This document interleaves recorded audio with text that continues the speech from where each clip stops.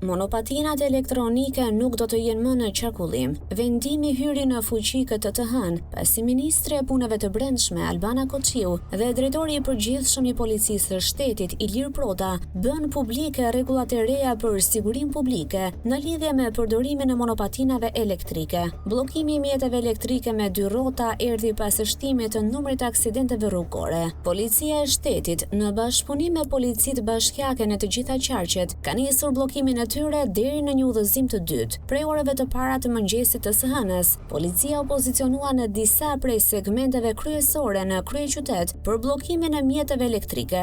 Me dhjetëra qytetarë u ndaluan duke lëvizur me këto mjete.